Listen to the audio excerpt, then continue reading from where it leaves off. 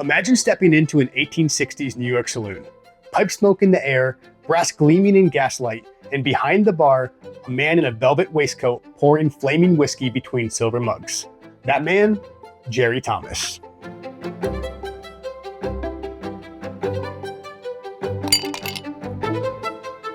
Welcome back to History in a Glass. I'm Josh, your guide on this tipsy time machine through history. In the mid-1800s, American bartending was leveling up fast. Tankards of beer gave way to precise pours and silver bar tools, entering what's called the Baroque age of American mixology. And Jerry Thomas led the charge. Part showman, part bartender, Jerry turned mixing drinks into performance art, complete with silver barware, diamond pins, and flaming whiskey pours. He also wrote the very first bartender's guide ever published in America.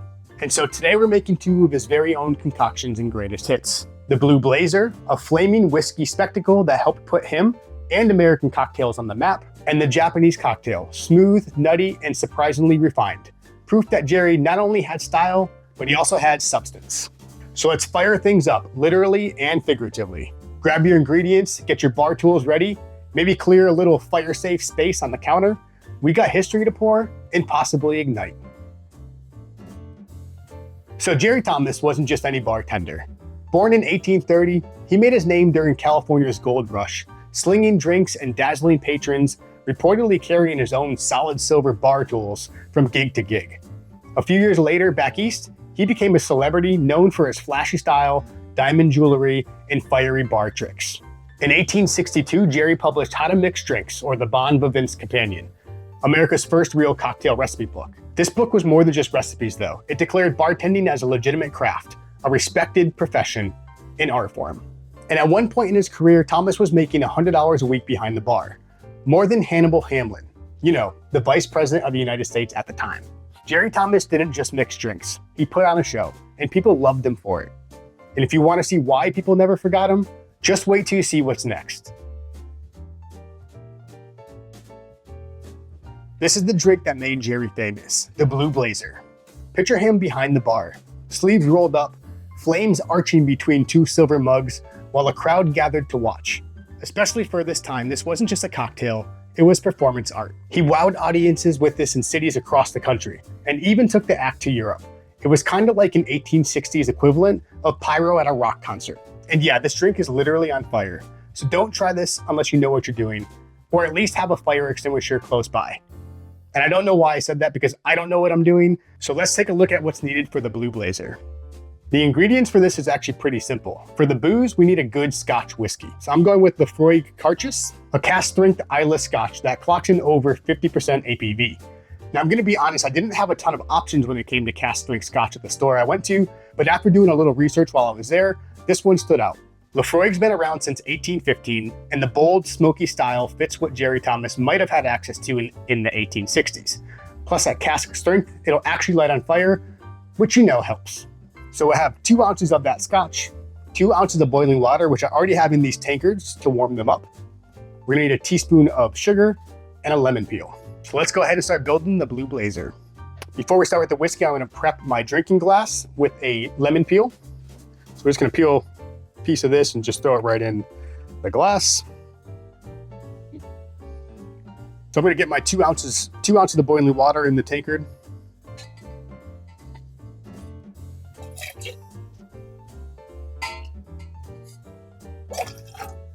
Now 2 ounces of Scotch whiskey. I've not had this before, so this is gonna be a new journey all around.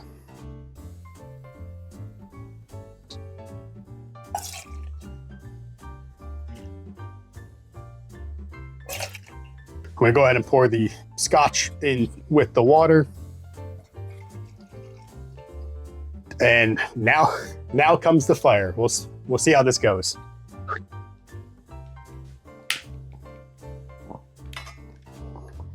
All right, definitely on fire. Wish us luck.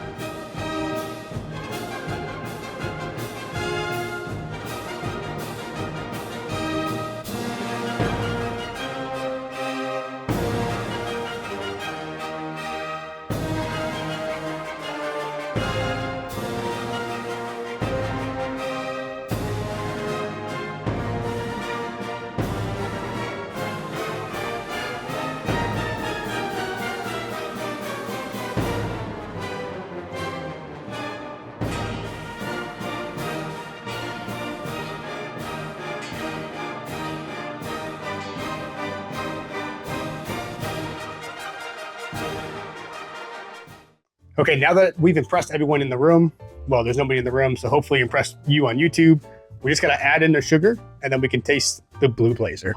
So this was just a bar spoon of sugar. Let's go ahead and give that a stir.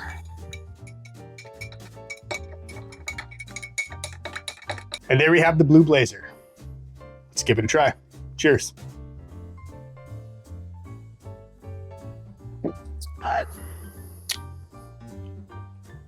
This is hot, but not like scalding. It does have a bit of a smoky flavor to it. It's intense. It's definitely alcohol forward. I think this kind of tastes like a campfire crashed into the whiskey glass, but in a really good way. Back in the day, this wasn't just a drink, it was a show. If you ordered a Blue Blazer back then, you got a front row seat to bartending as theater. Now let's swing to the other end of the spectrum, something smooth, elegant, and just a bit mysterious. Despite the name, this drink contains exactly 0 Japanese ingredients. So why call it the Japanese cocktail?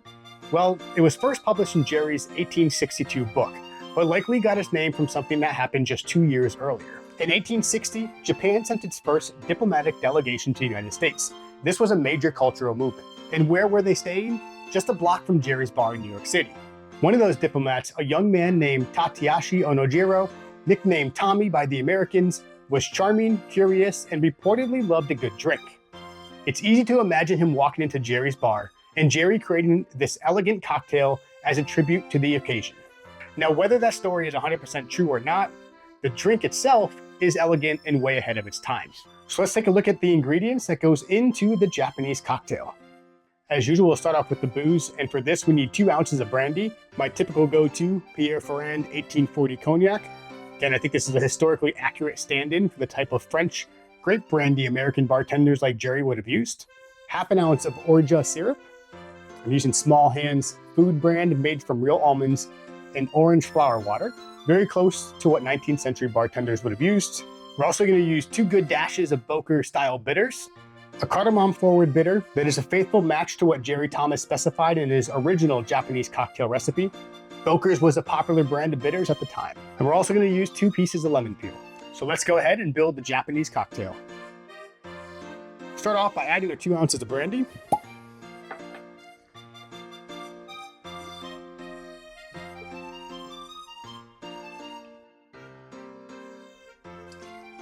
Our half an ounce of orgeat syrup. 2 good dashes of our Boker-style bitters. And then we'll need our 2 lemon peel slices.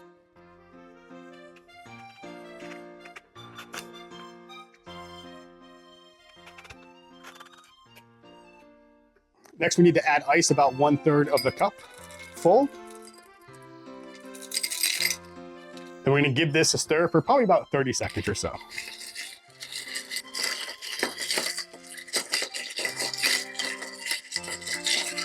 So as we were following the original recipe in Jerry Thomas's book, we built this and mixed this in the serving glass itself. So this is ready to go. Let's try the Japanese cocktail. Cheers.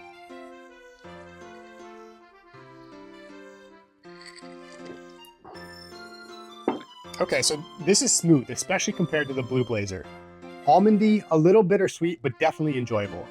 This one says, yes, I light things on fire, but I also enjoy a quiet evening with a good book. Because of his reputation, it's easy to forget that Jerry Thomas wasn't just all about spectacle. Drinks like this show how much he understood balance and flavor. So here we are with the Blue Blazer and the Japanese cocktail.